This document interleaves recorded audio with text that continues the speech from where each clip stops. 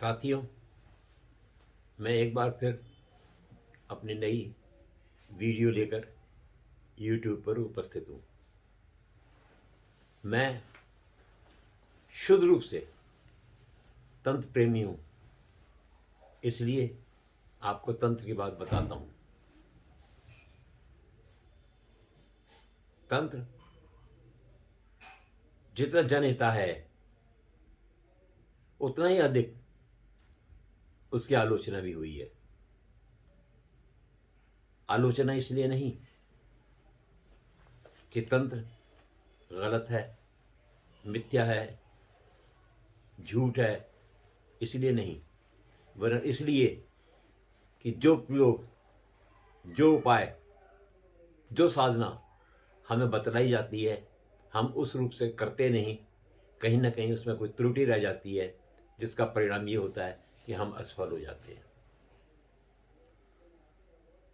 अपनी पिछली वीडियो में मैंने आपको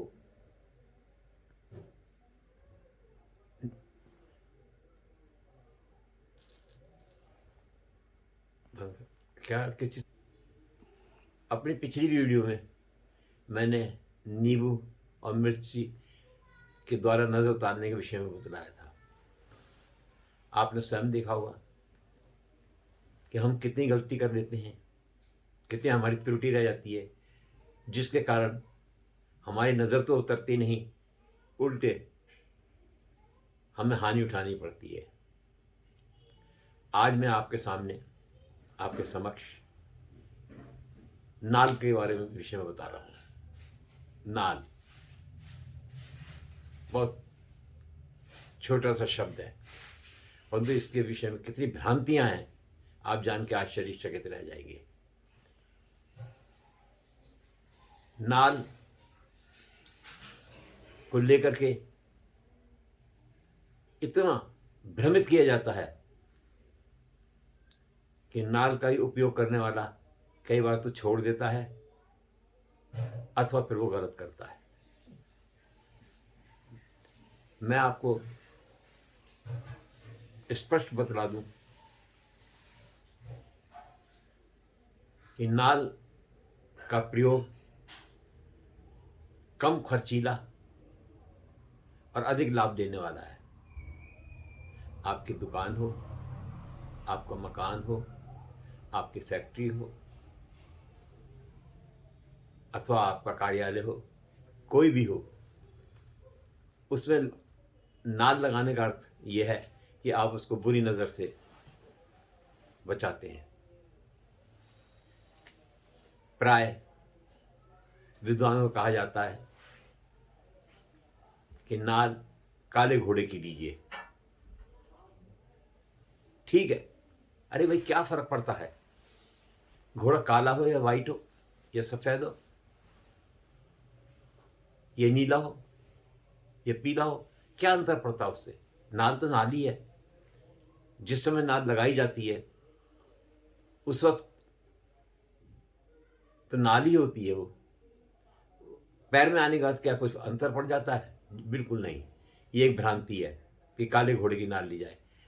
आपको जान के आश्चर्य होगा इस भ्रांति का स्वार्थी व्यवसायी लोग किस प्रकार लाभ उठाते हैं। आपने प्राय सड़कों पर देखा होगा काले रंग के घोड़े जाते हुए, उस पर एक आदमी बैठा होता है। वो तांगे में नहीं जोता जाता, वो केवल इसीलिए होता है कि उसकी नाल बेची जाए। वो घोड़ा प्राकृतिक रूप से काला नहीं होता, बल्कि उसको डाई करके काला किया जाता है। उसका रंग काला किया, क्या ये संभव है कि एक घोड़ा बिल्कुल काला हो, कहीं स्पॉट भी ना हो, कहीं धब्बा भी ना हो उसके ऊपर? क्या ये संभव है? नहीं, ये बिल्कुल भी संभव नहीं है।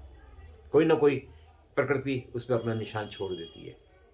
परंतु आप देखेंगे वो घोड़े बिल्कुल काले होते हैं, जेट ब्लैक होते हैं, क्योंकि वो डाई द्वारा काले किए जाते हैं। और उसकी नाल जो एक साधारण नाल होती है, महंगे पैसों में बेची जाती है। लाभ उठाता है बेचने वाला और हानि उठाता है खरीदने वाला।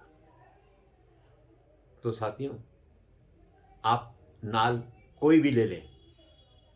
हाँ, एक बात मैं विशेष रूप से आपको समझा देना चाहता हूं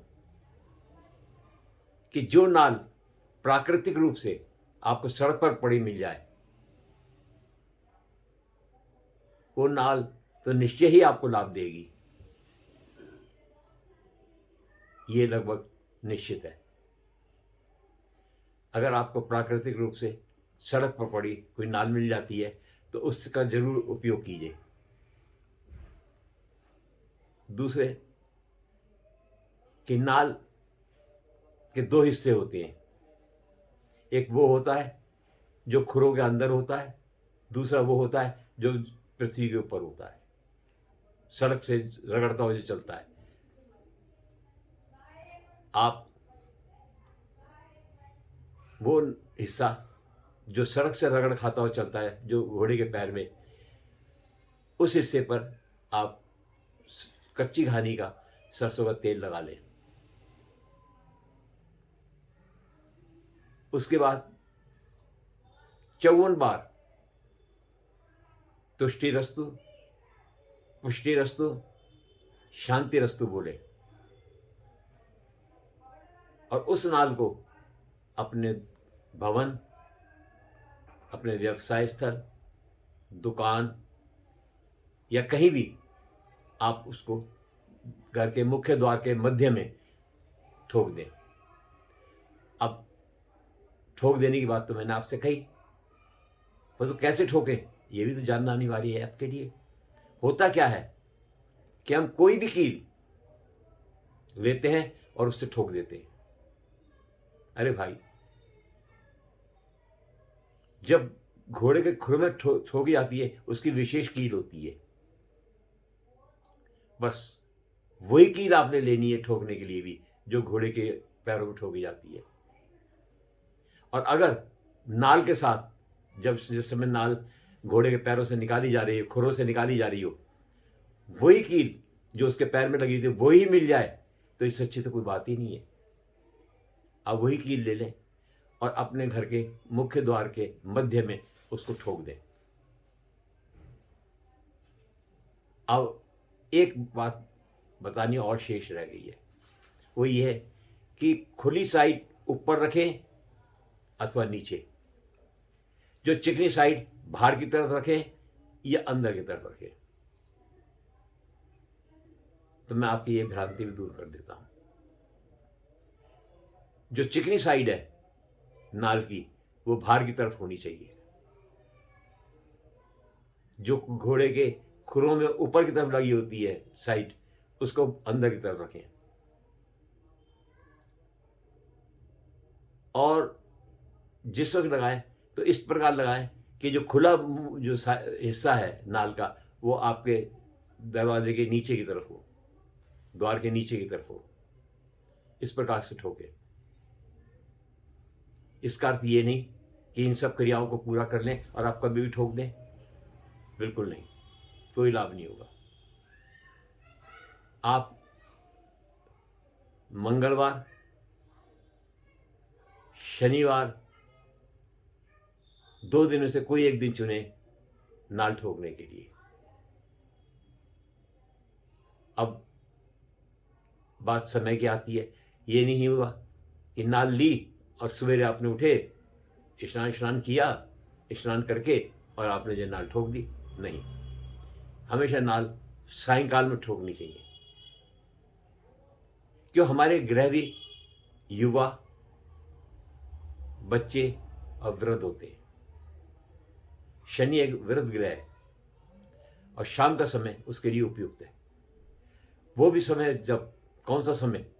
वो भी सब जब समय दोनों मिल रहे हों, दिन जा रहा हो और रात धरती पर उतर रही हो, उस समय पे आप जो है घोड़े की नाल अपने द्वार पे ठोक दें।